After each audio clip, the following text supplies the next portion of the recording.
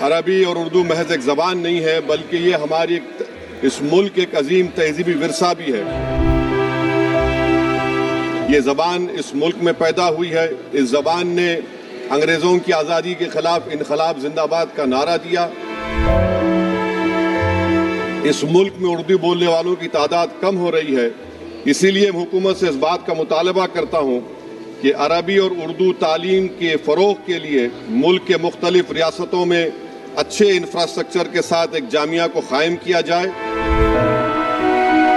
اسدالدین اویسی صاحب، اسدالدین اویسی جی، بہت شکریہ سر۔ ارے میں آپ کے ذریعے سے حکومت سے اس بات کا مطالبہ کرتا ہوں کہ قومی عربی اور اردو کی جامعہ ملک کے مختلف ریاستوں میں قائم کیا جائے۔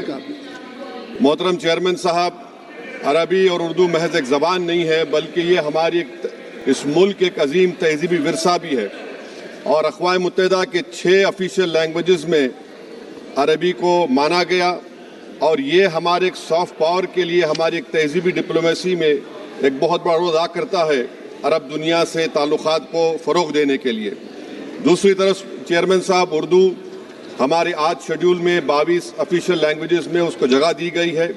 یہ زبان اس ملک میں پیدا ہوئی ہے۔ اس زبان نے انگریزوں کی آزادی کے خلاف انقلاب زندہ باد کا نعرہ دیا، بلکہ پریم چند کی کتاب سوز وطن کو انگریزوں نے اس پر پابندی لگائی تھی، محض اس لیے کہ اس میں ملک کی حب الوطنی کا ذکر کیا گیا۔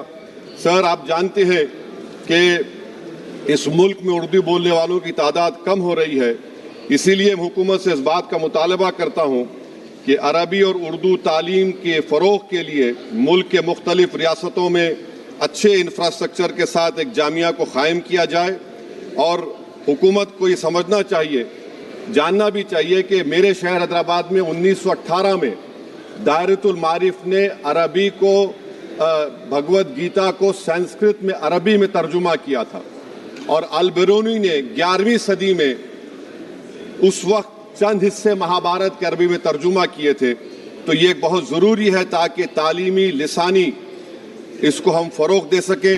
اور سر، میں اپنی بات کو ختم کرتا ہوں۔ آپ اردو شاعری کو جانتے ہیں کہ جوش نے اردو کے بارے میں شعر کہا تھا کہ ندی کا موڑ، چشم شیری کا زیر و بم، چادر شب نجوم کی، شبنم کا رخت نم، موتی کی آب گل کی مہک، موتی کی آب گل کی مہک، ماہ نو کا خم، ان سب کے امتزاج سے پیدا ہوئی ہے تو، اور کتنے حسین افق سے ہویدا ہوئی ہے تو، لہجہ ملا ہے کہ نمک خوار ہوں تیرا، اور صحبت زبان میں ہے کہ بیمار ہوں تیرا۔